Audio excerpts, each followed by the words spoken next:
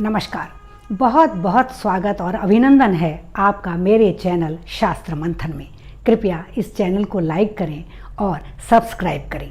यदि आपको ये वीडियो अच्छा लगता है तो कृपया ज़रूर सब्सक्राइब करें, जिससे कि मेरा हौसला बढ़े और हमारे जो सनातन संस्कृति को आगे ले जाने वाले वैदिक और पौराणिक ग्रंथ हैं, गीता और महाभारत प्रभृति जो ग्रंथ हैं, उन सब से जो ज्ञान है वो प्रसारित हो सके और हम अपने मानव जीवन को, मनुष्य जीवन को सफल कर सके।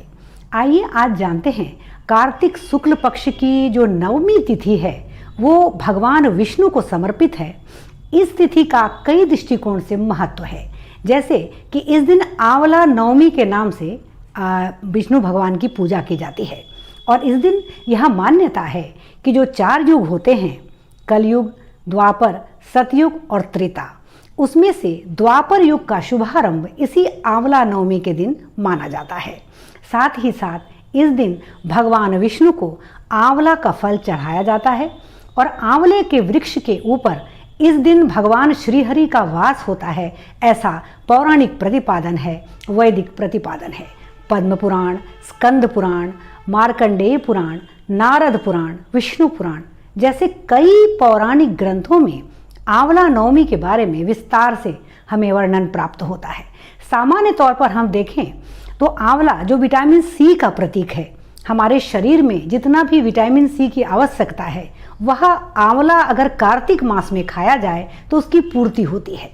अब ये हमारे जो पौराणिक तथ्य हैं वो हमारे मनुष्य जीवन को आगे बढ़ाने के लिए बिल्कुल इस तरह से एक साथ संबद्ध हैं, जुड़े हुए हैं कि वह मनुष्य जीवन को हमेशा समृद्ध और सार्थक बनाते हैं। तो आंवला नवमी के दिन आंवला भगवान विष्णु को समर्पित करना चाहिए। ओम नमो भगवते वासुदेवाय, ओम नमो नारायणाय, जय जय श्री हरि नारायण, इन मंत्रों के साथ जहाँ एक ओर भगवान विष्णु को आंवले का भोग लगाना चाहिए, वहीं दूसरी ओर आंवले के वृक्ष के नीचे इस दिन दीप जलाना चाहिए और दीप प्रज्वलित करके भगवान विष्णु की विभिन्न भोगों के साथ आराधना करनी चाहिए। और आंवले के पेड़ के नीचे इस दिन कहा गया है कि सपरिवार अपने सभी संबंधियों के साथ भोजन करने से सारे परिवार के लोग सुखी और सानंद होते हैं, उन्हें अच्छी आयु प्राप्त होती है, आरोग्य प्राप्त होता है, साथ ही हमारा जो वंश है उसकी उन्नति होती है। तो पुराणों में और वेदों में बहुत ही महत्वपूर्ण ढंग से इस विशिष्ट तिथि का वर्णन प्राप्त होता है। इस आंवला नवमी के दिन भगवान विष्णु को पीला वस्त्र चढ़ाया जाता है और विभिन्न भोगों के साथ आंवला उन्हें अर्पित किया जाता है।